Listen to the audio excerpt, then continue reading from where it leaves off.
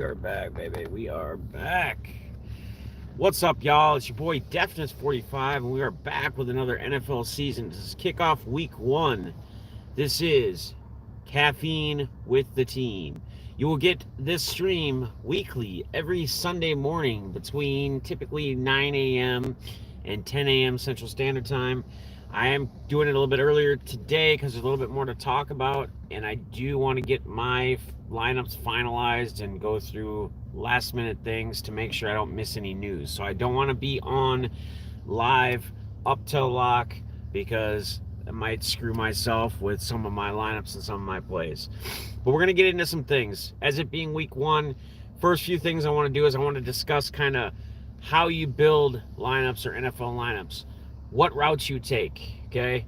I've had people within the community, the card community, I've had people send me screenshots of lineups they built. Some people, they're new to it this year. This is their first year playing, and that's awesome. I'm excited. I like when there's more people that want to get into it because there's a lot of money that can be made, and it makes the game that much more interesting. It makes the game that much more fun, right? All of us play fantasy football season long, etc., or most of us do. That's enjoyable, but it becomes not so enjoyable halfway through the season when you're losing guys to injury and you don't have really great guys that you can pick up. So daily fantasy gives you that option to build a different lineup each and every week based off of matchups, based off of ownerships. There's a lot of different things. But the first thing I want to start out with NFL DFS, for those that haven't played or haven't built a lot of lineups, you have to look at game theory. Last year when we did this, we talked a lot about game theory, right? We talked about when I told you guys what plays I was on, like if it was a quarterback, I was typically matching that quarterback with a receiver and maybe even a tight end, right? But I wasn't stopping there within that game. I was running it back, which we call a run back, with either a top queued workhorse running back or a receiver that we feel is going to be big. So an example would be like if you went to, say, the Green Bay New Orleans game and you said you were going to play famous Jameis, right? Crab legs today, which I really love. You're going to play him and you're going to stack him with, well, Michael Thomas is out, right? So their main guy to go to is going to be that Marquez Callaway, which is going to be chalky. But Winston's not going to be chalky. So that's where you're already going to be able to be different. Winston is not going to be highly owned this week. You guys got to remember, this is week 1. There is no teams on a bye besides the team that played Thursday, besides the game Monday night or Sunday night. In the main slate, you got all the rest of the teams, so you got that many more players. There's nobody on buys, so ownerships are going to spread out regardless, right? It's going to spread out naturally, even on the chalkier guys. The chalkier guys are going to be chalk, but they're not going to be extremely high chalk. So Winston with, say, Callaway, and you could take, I'm trying to think of who their tight end is right now because I'm not on him, but basically you play those two, or you could even do Traquan Smith, right? But I'm not going to end there if that's the game I'm focusing on with my quarterback, because if my quarterback is going to have a high total, he's going to be one of the highest scoring quarterbacks on the slate, we have to make sure that we have a piece of the offense coming back to keep that game close, right? So they can be in a shootout. So Devontae Adams, Robert Tonyan, Aaron Jones possibly. My stacks typically, and I'll talk more about my stacks after we go through some other things, but my stacks typically right now are going to be like with a Winston, Callaway, I'm typically going Devontae Adams, right? Because Devontae Adams should see the majority of the offensive flow. So with that being said, we have game correlation there, right? We have one offense scoring and we have another offense coming back. Now, another thing you can do within this correlation, or these game stacks, we call them, is you could take a different angle. So let's say we could stick with that game, or let's go to let's just stick with that game. So let's say we go like Callaway and Smith, or Callaway and Kamara, right? Kamara's who I was missing. Kamara catches a lot of passes. Kamara is one of those running backs that you can stack in with your quarterback because he is going to catch a lot of passes and he gains a lot of yards after catch, just like he does after contact, right? And he's going to get in the end zone, and he might get in the end zone with a reception from Winston. Now, let's say we did like a Kamara, Callaway, right, stack. To get different or get even more cute, you could actually take the quarterback on the opposite side. So you could do like Callaway, Kamara, not to put Winston in at quarterback, go Aaron Rodgers, and then have Devonta Adams. Okay, so it's kind of like you're reversing that stack in a sense. A great example of that would be like if you're more on the Philadelphia-Atlanta game, right? And you're more on, say, Jalen Hurts than you are Matt Ryan, but you really like Calvin Ridley and you really like the chalky Kyle Pitts, okay? So if you like Calvin Ridley, what up, fellas? Glad you're here. I appreciate you guys. Appreciate you being here for week 1, Caffeine with the team. I'm going to give you guys a lot of my insight, a lot of my plays, and hopefully you guys can capitalize on it, win some money today. So a perfect example would be Calvin Ridley and Kyle Pitts, right? You would normally play Matt Ryan, which isn't a bad play. But let's say you like, because again, you're stacking this game, so you're telling yourself that this is going to be a shootout, this is going to be a high-scoring game. So instead of you going Matt Ryan, you put Jalen Hurts in. But you do the higher stack with them, and then you run it back. You also have a Devontae Smith, right? You throw a Devontae Smith in there. Or you could even just do Jalen Hurts blind with the Atlanta stack of Pitts and Calvin Ridley. So it's just another example to get different, to get cute, to play off of different ways people are building lineups. So I'm gonna pull up the games, and I'm just gonna kind of give you my takes on players for each game, and I'll tell you if I like the stack or not for that game. But I gotta order my drink here. That's partially why we're here, Caffeine with the team. So give me 1 second. So they don't interrupt. How are you? Hey, how you doing? Can I get a... Thank you. Good. What can we get for you? Yeah, can I get a Venti Caramel Ribbon Crunch with 2 shots of espresso, please? Absolutely. Anything else for you? That should do it. Beautiful. We'll see you up here. Thank you. All right, so let's get into it. So game 1 that I have, I'm just going to go off of my... Well, it's going to have the Vikings-Bengals at the top just because I'm in Minnesota. So... this is actually a pretty interesting game. There is a lot of chalk. There is a lot of high ownership in this. Zoey said she's saying what's up. She's hanging out with us today, as she will every Sunday for this stream. This is interesting. So a lot of people are looking at Dalvin Cook, which is obvious, right? But people are not paying much attention to Justin Jefferson or even Adam Thielen. Like, Jefferson's getting more ownership look than Adam Thielen is. But this could be an interesting case where you could look at a very, very, very low-owned Kirk Cousins. Now, I'm personally not playing this stack, but I think this could be an interesting stack. And I have heard a few people in the industry as well talking how low-owned it is. Be interesting. And you could even, this is another guy like Dalvin that you could stack with your quarterback because he does catch enough receptions and he can break it and score a touchdown. Give me 1 second here, guys. Sorry, we won't be interrupted anymore after this, I promise. She's going to want her pup cup, so she's going to get in the screen. Give me 1 second, guys. We'll finish with the... Hi, Jeff. Hi, how are you? Good, how are you? Good. That's the tip.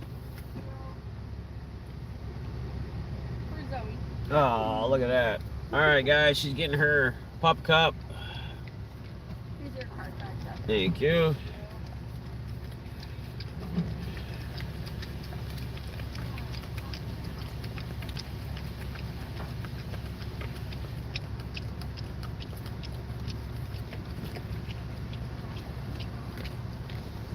Yeah, that's right. It's back, baby. Absolutely, Posada. Yeah, man, for sure. That's what I'm here for. All right, thank you. Have a nice day. Yep, thank you. Bye. All right, so let's get back to the first game we started talking about, Minnesota and Cincinnati, right? So again, I talk about Dalvin Cook is going to be chalky for good measure. He's obviously he should be the bulk of the offense, but again, if they're going to be in somewhat of a shootout here, Justin Jefferson and Adam Thielen are going to play a huge role in this. And Kirk Cousins has probably got to play a huge part in it as well. So you could stack something like a Cousins and Tyler Conklin. Remember, Irv Smith got hurt. So Conklin is another cheap option. He could possibly even be a one-off for you if you're not going to go somebody like Cook just in any kind of build. If you're, let's say you're playing the Bengals, right? So the other side of the ball, again, we're talking game script, game theory. If I'm playing heavy Vikings, I should be playing at least 1 or 2 Bengals to run it back on the offense. So you could look at Burrow. Burrow's back, right? And if you're going to play Burrow, then you're going to probably do something like a Joe Mixon, which is another back that can catch passes that you can correlate with a quarterback. The obvious, most popular one today is going to be T. Higgins on Cincinnati's side with Mixon. T. Higgins is very cheap. Like on DraftKings, he's like $4,700. Jamar Chase brings up an interesting play because the talk of him not being able to catch footballs. A lot of people in the industry I hear are saying, you know, I think that's going to work itself out. Who knows? You know, he could have it today. He could go out and catch the majority of the passes thrown to him and have a huge day. And everybody that was on this, he's afraid to catch passes, screwed themselves. But you also have that risk of he could go out and get 6-7 targets and he could only catch one of them or catch none of them and not get in the end zone. So we're looking for guys to get in the end zone. We're looking for guys when we're building these lineups that are going to get a lot of touches, a lot of shares, a lot of carries, etc. Right? We're looking for quarterbacks that have rushing upside, that are also not afraid to throw the ball and are going to throw the ball a lot. Now, before I move into the next game, I just want to I'm kind of jumping around here, but there's so much to talk about. There's cash lineups like double ups, 50-50s, those types of cash tournaments you can get into. When you're building a cash lineup, you're pretty much, the easiest construction to build is usually just to play the chalk. So play what everybody else is on. Play the high owned guys. Those are the chalk guys, right? So chalky players today at quarterback, it's going to be hard to say there's a chalk quarterback because, again, there's so many players at really any position. But like Patrick Mahomes, Josh Allen, Kyler Murray, like those are going to be your chalky guys. But you can look at people like Teddy Bridgewater. That's super cheap. He's like $4,800 on DraftKings. He's got a lot of weapons around him in Denver. They're playing the Giants, right? In New York. It's not at home. We wish it's at home. But that's another interesting place. So cash games, you want to build a lineup that's pretty much all chalk. It's chalk heavy. It's the most popular players of the week. You construct it. You fit it in. Running backs. CMC, Dalvin Cook, Joe Mixon. Derrick Henry is going to be in a shootout game, but he's not going to be as high owned as people think he's going to be. He's interesting, but then again, Tannehill's got so many weapons with Julio Jones, AJ Brown, you know, at their team now. I don't know. He's still going to have a big game, but I don't know that he's a cash play. I don't think he's a cash play. He's a great GPP play. But players like that, receivers are going to be chalk, are going to be Devontae Adams, right? Julio Jones, probably D-Hop because of the deal. Marquez Callaway is 100% cash or GPP. He's too cheap. He's $3,400 on DraftKings. Your tight end cash players are going to be Kittle, Kels, right? So, and then GPPs in football, you don't need to get too cute to take down a GPP. If we're talking single entry GPPs, where everybody can only enter one lineup, all the sharks, the pros, they can only enter in one lineup. So they're going to try to enter in the one that they think's their best, which is going to be somewhat of a cashy lineup with a lot of chalk, because a lot of these players are chalk for a reason, because they're in the best matchups, right? They're in the best positions to score the most points. When we're building lineups, we want guys that have the highest upside. When we're building cash lineups, we're looking for guys that have that upside, but they have a high floor, meaning that even if they somewhat fail, they're still going to go out and score points because they're getting targets, they're getting rushes, they have the ability to get into the end zone, accumulate those points. Now, with a single entry, really all you have to do is find 1 or 2 players to get different than the rest of the contest. So you're looking for a guy that's very low owned. So like a under 5 or under 10% owned. One or two guys to fill a spot to take away from that cash lineup. If you're playing in line or contests that are 150 entry max, you have to get way more unique. You have to get way more cute. You can't run out a single entry lineup that's cash or chalk heavy with one or two different position plays that are low owned. You have to have a lot of different ownership. You have to go after your stacks. Your stack or your game stack has to be not chalky. It has to be something that's off the board, that's off the radar. I'm gonna throw you guys one out there, and there is one or two other people that are talking about him, but a lot of people are on. Russell Wilson is probably not gonna be as highly owned as he should be, playing in a dome, right? Russell Wilson with a Seattle stack would be an interesting one. But the other side of that, that's even going to be lower owned, and there's lots of weapons to take with Seattle, would be Carson Wentz. The Indianapolis Colts, Carson Wentz with like a Michael Pittman, right? And even maybe a Jack Doyle. And then you can run it back with either a Chris Carson, a DK Metcalf, a Tyler Lockett. The other guy that I really like at tight end on Seattle as a one-off or in the stack with Seattle or the game stack is Gerald Everett.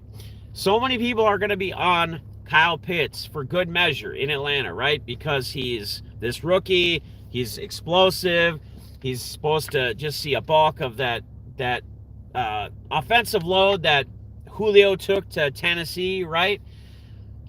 So it's interesting. But I really think Gerald Everett, Russell Wilson loves his tight ends, right? When he gets into the end zone, he loves, if he's not running it in himself, he loves Metcalf to target in the end zone, and he loves his tight ends. So somebody like Gerald Everett, who is very, very cheap, this is another one of those cheap plays that I'm going to be telling you guys or talking about today that you might be able to fit in, you might be able to change your lineups a little bit or get more unique. He's another guy that I really, really, really love. All right, so the next game on my list is Philadelphia and Atlanta. We already kind of touched on that. I do like stacking it either way. I do like even getting cute like I discussed, like if you ran a Ridley and a Pitts and you either played it with Matt Ryan or you did a Jalen Hurts, a sleeper running back that most people will pass up. One, I'll talk about it when I get there. I'll just say one of them right now. Mostert, they're playing the Lions. They're playing Detroit. Detroit has no defense. They are going to run all over the ball. I know Sermon's another one you can look at too. Sermon's going to probably be 3 to 4% owned in big tournaments. Mostert's probably going to be like 7% owned. Yeah, Mostert is a huge one of my favorite. He's in I probably have 60% exposure to Mostert this week. But he's going to be very, very, very low owned. He's going to be very, very low owned. And he's reasonably priced. But you could also, if you're more heavy on Sermon, you could look at Sermon, and Sermon's even going to be a little bit less. Yep, Chase Edmonds, interesting one. I'm not as big of a fan of Edmonds this week. I know it's a shootout. I don't know, man. They got James Conner there. We really don't know.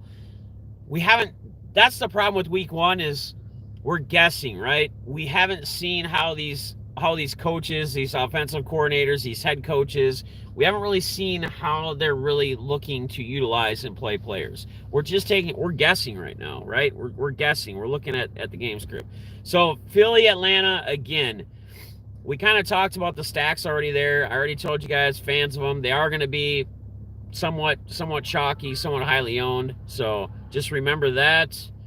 Austin Eckler is a full go. So anyone who was questioning Eckler playing today, he is a full go. He was suiting up, they said for sure, and they were just waiting to see pregame if there's going to be anything.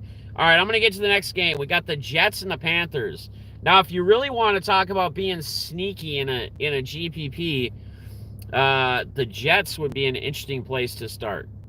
Not saying I recommend it, but if you want to take a high-risk play, low-owned play, the Jets with like a Zach Wilson, they have Corey Davis there now. They have Elijah Moore or whatever, that rookie that they picked up.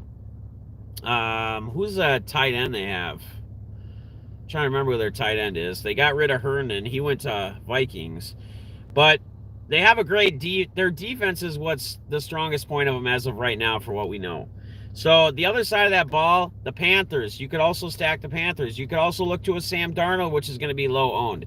Sam Darnold, who is playing his former team, who I don't feel was in a very good offense, never really had the proper protection to really show what he could do or how he could play. A lot of people, I think, are on the same agreement as me, is that we're going to, I think, see a different Sam Darnold in Carolina.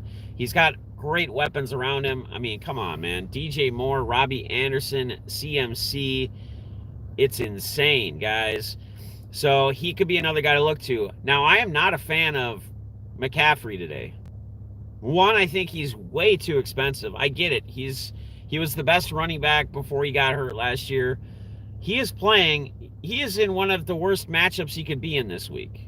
One of the worst matchups he could be in this week. The Jets, the strongest part of the Jets defense is their defensive line. And I'm not saying he's not going to run for 100 yards today, but even if he does, and even if he scores a touchdown, I think there are so many more running backs and so many more better positions that cost so much less, that help utilize more salary in other places in your lineup this week, that I'm staying away from him. I think I have like 1% ownership of him in my lineups and in the lines that I've built.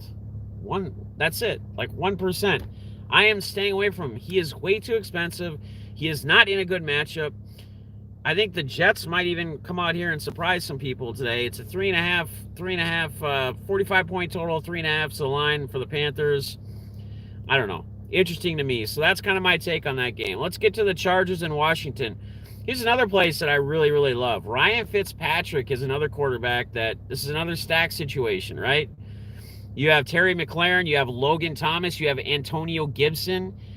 Antonio Gibson, another back that does catch passes, so you can correlate him with your quarterback if you'd prefer to. I think Fitzpatrick is a very interesting play, and he is cheap this week. I'm a fan of Fitzpatrick. I always have been. I think our boy BITG really liked that call because, you know, he loves his skins over there. And then the Chargers, you can run it back with an Eckler, you can run it back with a Keenan Allen, you can run it back with a Mike Williams, or you could even stack that opposite side and play a player or two from Washington's offense and not play Fitzpatrick and do a Justin Herbert. I don't know if I would against Washington's defense. Washington's actually favored by 1.5 in this with a 45-point total. It's not one of the highest point totals again. And not to say that Vegas is always right? But they get somewhat close most of the time. So that's another thing you can look at as your point totals.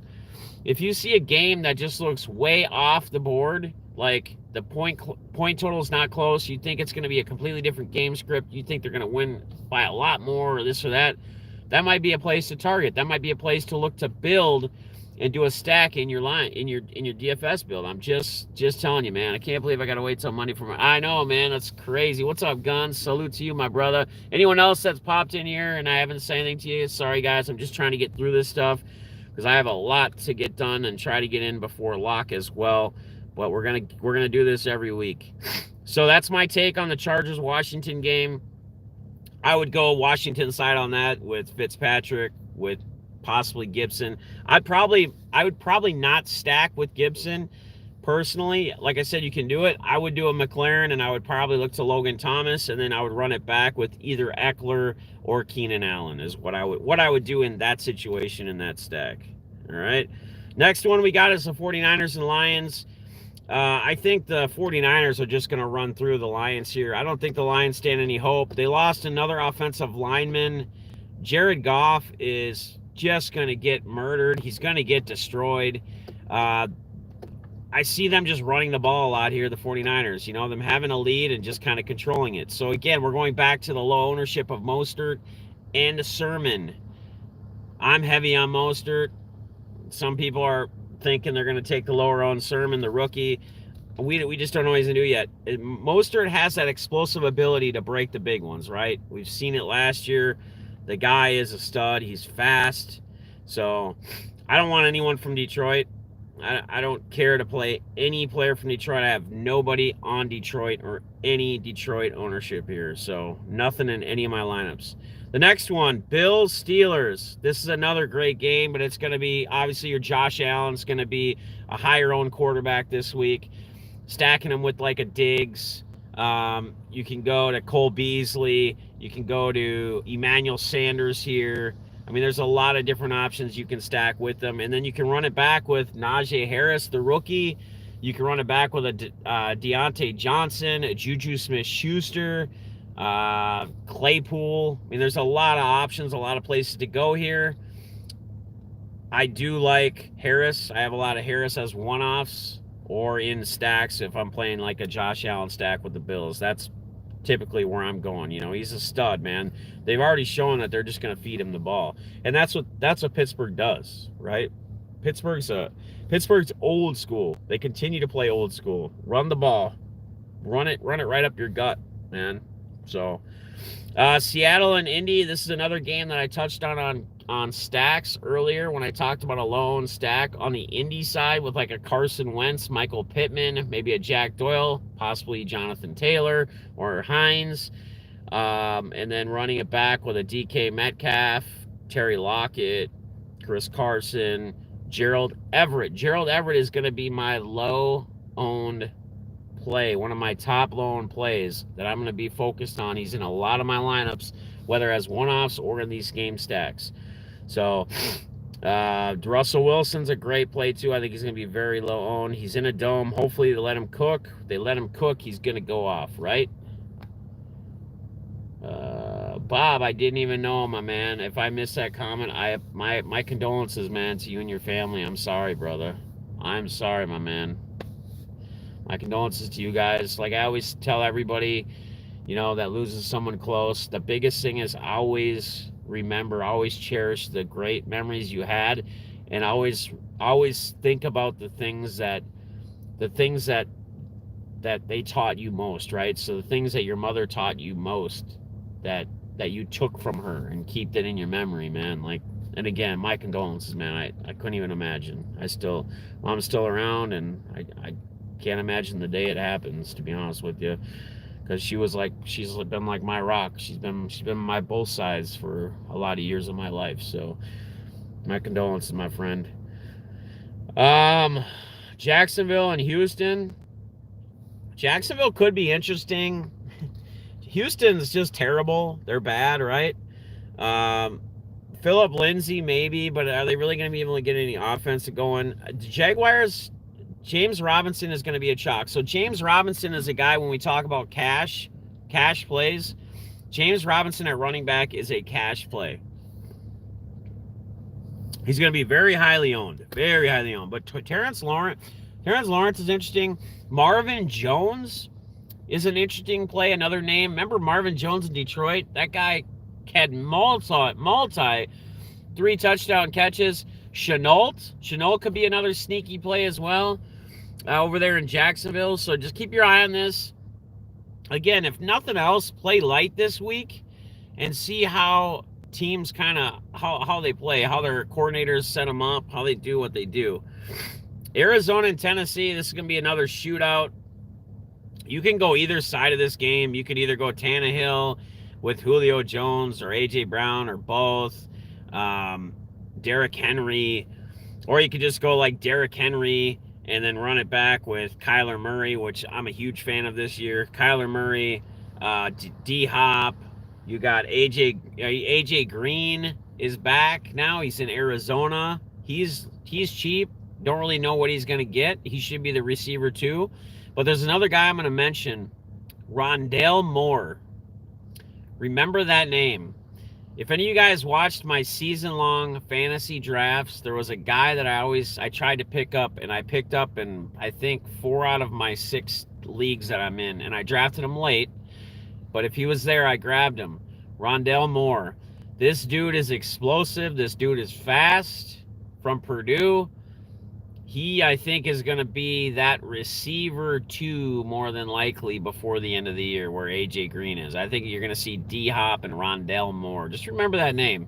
So that's a guy he could possibly get some targets today. You could see him the first week out of the gate, it's obviously risky, but that's in GPPs. Sometimes that's what we need to do. That's where we need to go, right? So we kind of, I mean, you guys know the names of these guys when you say Arizona, Tennessee. Dolphins and Patriots, I have Mac Jones on the thumbnail. The only reason I'm not super heavy on Mac Jones, but I do have lineups with him. And I do have lineups with him because I do think he is a very interesting play today. He's going to be very low owned. His price just, pricing has been out for what, a month, 2 months now with these contests, FanDuel and DraftKings, because they started dropping contests like before, like when preseason started, really. So they haven't been able to change the pricing of these players. So Mac Jones was unknown to be a starting quarterback, right? Cam Newton was probably going to be the guy that everybody thought would be starting the season anyway, and then Mac Jones would eventually start. Well, Mac Jones jumps right in at starting quarterback. I want to say he's $4,400, if I recall, on DraftKings. And for a starting quarterback playing the Dolphins in New England, I think that's just way too cheap. I mean, obviously it's mispriced. He's not going to be that cheap next week unless he goes and throws 3 interceptions and just has the worst game ever, right? So you got a lot of different places you can go here. You got Jacoby Myers, right? You got James White, which is another running back that you can correlate with a quarterback, because James White with Brady, when he was in New England with Brady, that was one of the only receivers he could trust besides Edelman to throw the ball to, and he was a running back, right? So he is very good at catching passes out of the backfield. And then if you're running it back in Miami, I'm not a fan of Gaskins today, but you could look at somebody like Jalen Waddle, the rookie. He should be jumping right in Miami's offense. He should be getting targets. So that's somewhere you can go there. Denver and the Giants. Teddy Bridgewater is interesting this week as well, right? Another guy that I don't know if they knew was going to be starting when they put the pricing out. I think on DK he's like $4,800. I think you could almost get away with playing him in like cash, at least on DK. And he's got so many targets. He's got Judy, right? He's got Sutton, who I think should have a good year this year. He's got Noah Fant. He's got a lot of plays. Yeah, he's super fast. Waddle's super fast. Guns has got it right, man. He is super fast. Rookie quarterbacks never win their first game rare. It's not about winning the game, though, the breaks. In DFS, you don't have to win the game. You have to put up fantasy points. You have to throw passes, get some touchdowns. Wins are not... In DFS, a quarterback is not the same as in baseball and DFS, where a pitcher, if you get a win, you get extra points for a W. You get no extra points or losses for a win or a loss. That's nor here nor there. That has no bearing on your DFS score. So it doesn't matter if he wins or loses. That's nor here nor there. At $4,400, he doesn't have to do much to make value or expand that price. That's what I'm getting at. He could lose. He could even throw a couple interceptions, and as long as he gets a touchdown or two and throws for over 160 yards, he's going to make that price point of $4,400. You're trying to exceed the value of whatever he's priced at, right? Just put it an example. He's $4,400. Your quarterback, let's say, let's see what a Russell Wilson or someone is. I can't remember all the pricing on all these guys. I got to pull up. So, like, Ryan Tannehill is $6,500. He's $2,100 more in salary. There's a lot of difference in there. And yes, Tannehill should score way more points than he should, but he's also a $2,100 salary difference. There's a big difference there. Huge difference there. So, again, for him to make value versus Tannehill to make value, he's got to do a shit ton less. What's up, Clint? How you doing, brother? And then on the Giants, you guys, they came out this morning and said Barkley is going to be limited. So I would tell you guys this week, if you have Barkley in your lineups and you have the ability to swap him with someone else for the week just from your bench, I would personally probably do it. I am not playing any Barkley in any one of my DFS lineups. What's up, Joseph? How you doing? Welcome. I would not play Barkley in any lineup due to what they're talking about, what they're saying with him. So Packers Saints.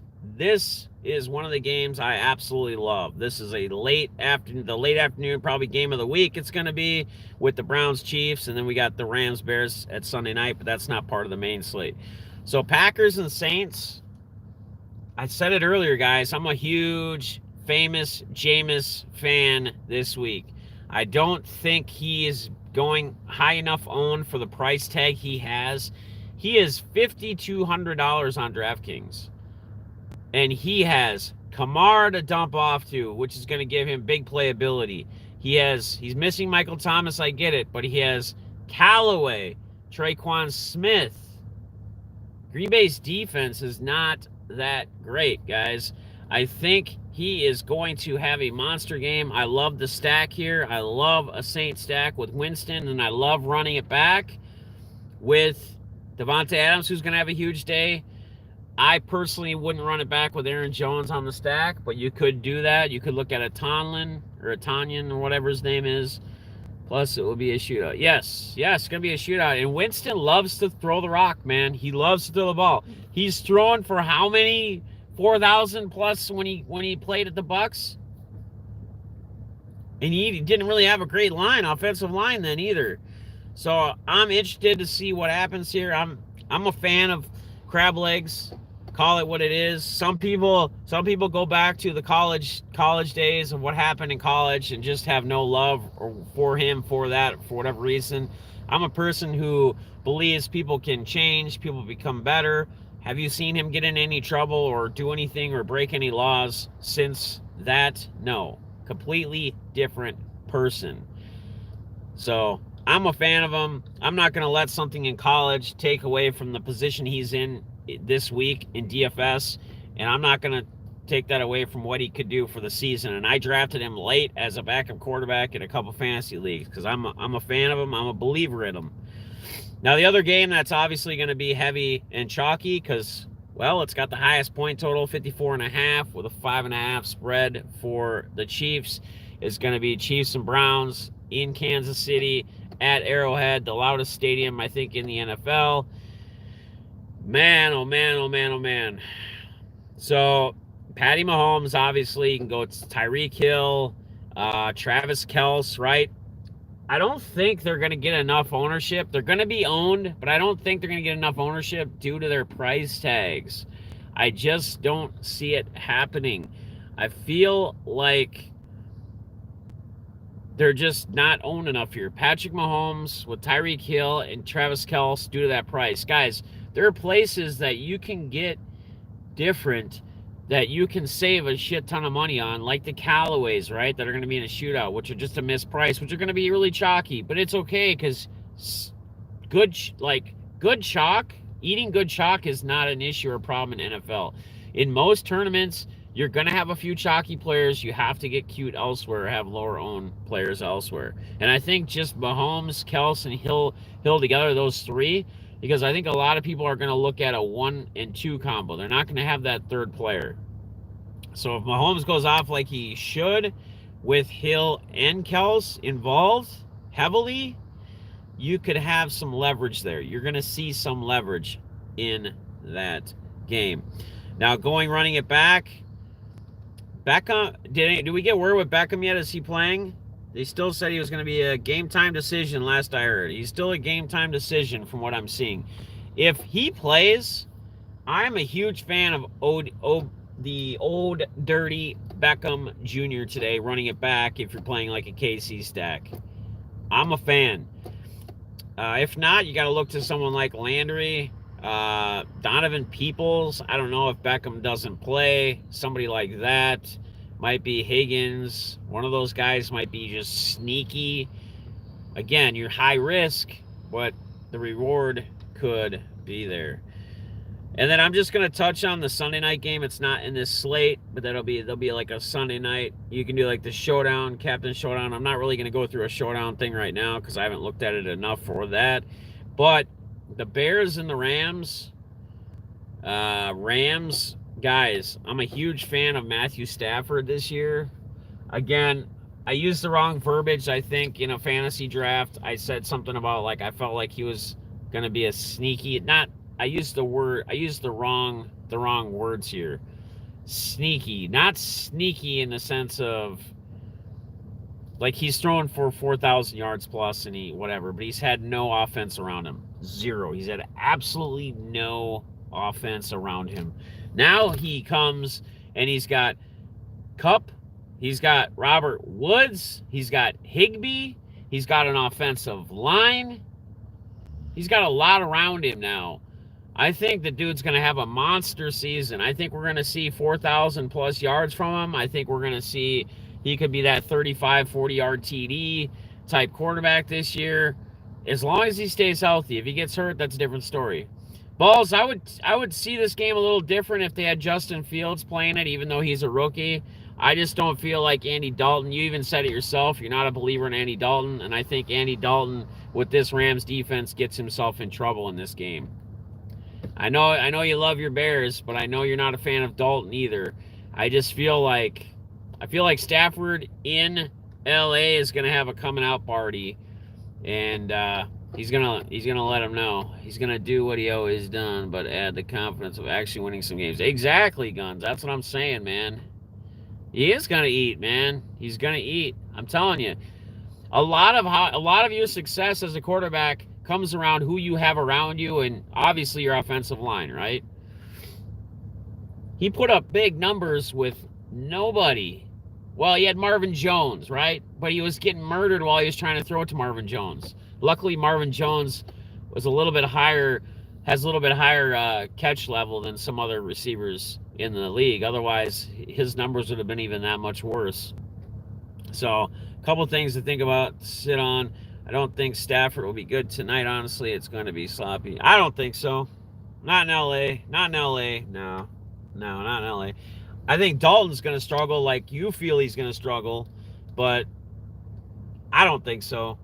What's there to be sloppy about, man? They have too many elite offensive weapons. But he never had an offensive lineman. He was getting murdered all the time. He never had an offensive lineman, though, Tom T. We'll see. Yeah, it's his first game. We'll see. We'll see what the numbers look like.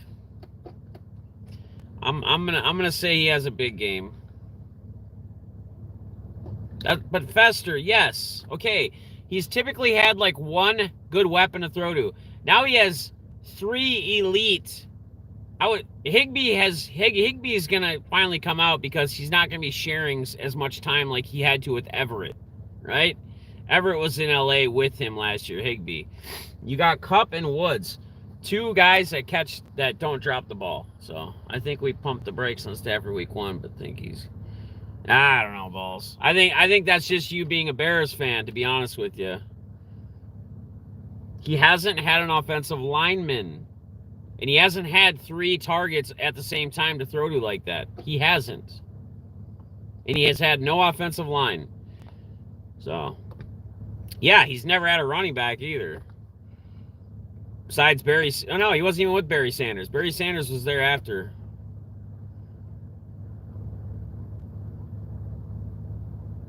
Just discovered I have a 2-inch big toe. Super impressive. Nice, Jimmy.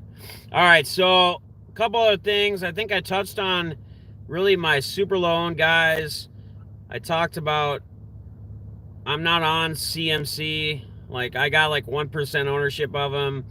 My sneaky players, sneaky snacks or stacks quarterback wise would be like Winston, Jones, Carson Wentz, right?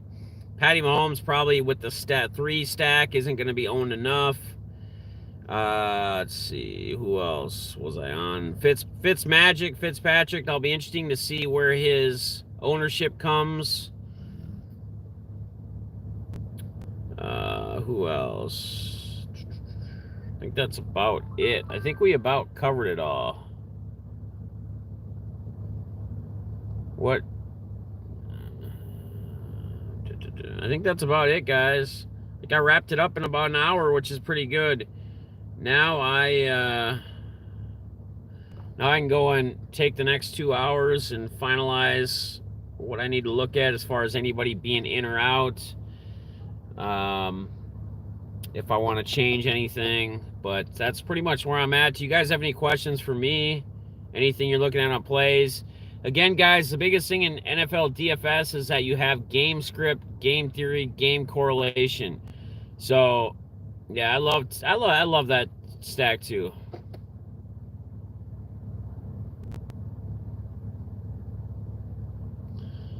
Tom T, I love it, man. I love it.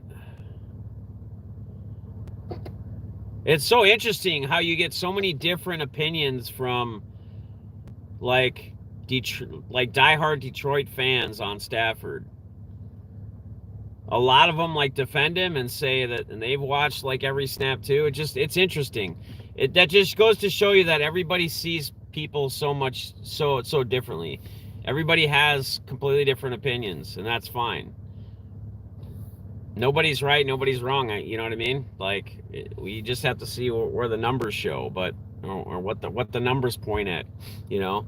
And as a fantasy player, I'm just gonna put this out here too. As a fantasy player, once again, it doesn't matter if you win or lose. It's about putting up numbers.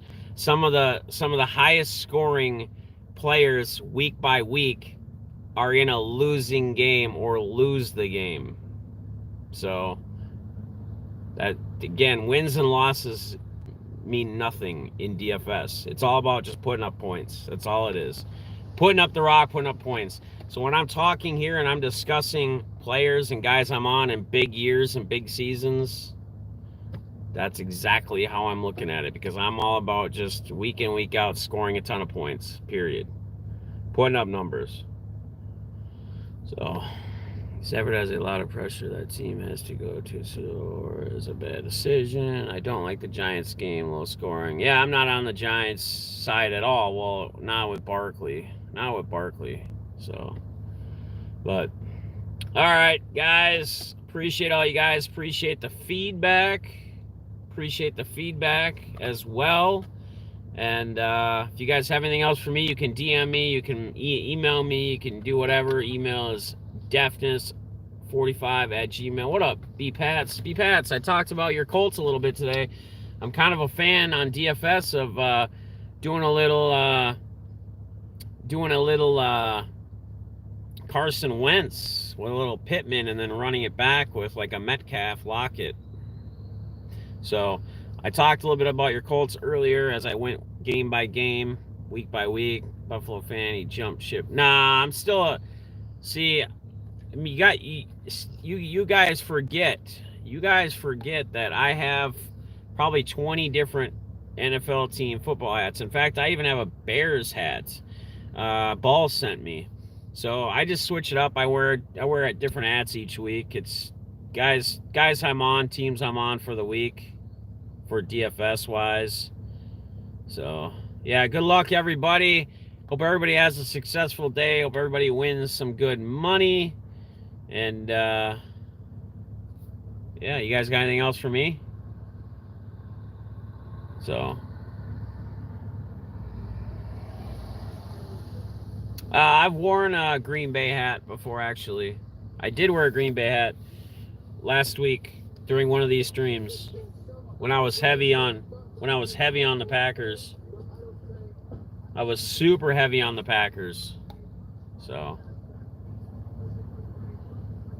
yeah, it'll be interesting. I mean, I think he's too cheap, right?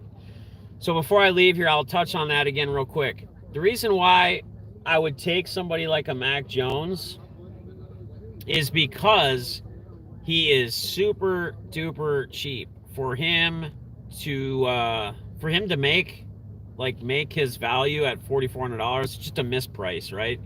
He doesn't have to win the game. You don't get any extra points for wins or losses in DFS. It's not like a pitcher. Doesn't matter. So again, I'm going to talk about that once again. Doesn't matter who wins or loses the game. If they're in a shootout, if two teams are in a shootout, chances are both quarterbacks are probably going to have big games, right? And the one quarterback could have a bigger point total than the one that wins if like their running back or someone scores a touchdown or something too on the winning team. So the losing team could have the higher point total for the QB. He's switching my thoughts. Glad to be starting it. So yeah, just don't, Terry, don't play too much. Don't play too heavy. Get a feel for how it is. I am glad that you sent me that DM and I could kind of discuss. You know, the hardest part is picking one, the main stack game that's going to be the highest scoring, and or your players having the highest scores. And then what I would also do is look at taking a secondary game stack as a mini stack. So if you play a player, let's say you do your main quarterback with your receiver, tight ends, whatever, and then you run it back with a player from the other game, and then you grab, you're on another player heavy, right? So like let's say for an example, like you do Dalvin Cook, right? So then I would then try to play back like a T Higgins or someone. So like going to a mini game stack of another game, and you're looking for those games to just go off with huge upside. So, but all right, guys, I am going to get out of here. Oh man, that's tough, dude. I mean, the problem is San Fran is going to run all over Detroit today, right? But how are they just going to just let him run the whole time for season long? That's tough. Are they going to let him run the whole time, or are they going to get Sermon heavily involved as well? Yeah, I would just stay Mostert.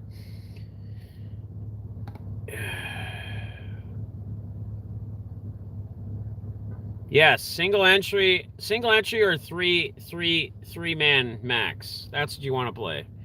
And what I would do, guys, if you're newer to DFS, what I always do, so you can get into some of the best contests, like I already start getting into contests once it gets late today. When they start releasing next week's contests, or Monday or tomorrow, I start reserving my entries because they'll continue to drop more. But your highest ones, like your 50,000 single entry $1 or whatever, like once that fills up, then they'll drop another one, but it'll be less. So it'll be like 20,000 or whatever. I mean, there's multiple ones in there, but you know what I mean. So, all right, guys, I appreciate y'all. Hope all you guys have some good luck today. Yep, reserve them. Yep, reserve them early. Just like in baseball, once late in the evening for the next day, I reserve them. And FanDuel used to not have the reserve thing like DraftKings has had forever. That's new. That's been around for like a year now. I played for years where you couldn't reserve them. So you just have to fill in a bogus lineup and then go back and fix it. Just fill in whoever just to reserve it when you're not doing your research yet. So, your Justin Fields jersey, I would assume, balls.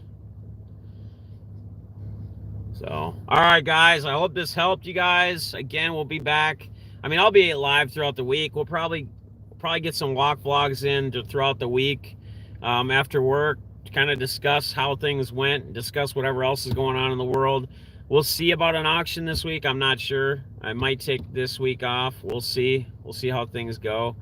I still got to work on getting your guys' stuff packaged. It's just been a crazy weekend. I'll get it out here in the next couple days. Yep, good luck, everybody. Appreciate everybody watching. Yeah, we'll have some this week for sure, Steve. All right, guys. Good luck, everybody. Peace.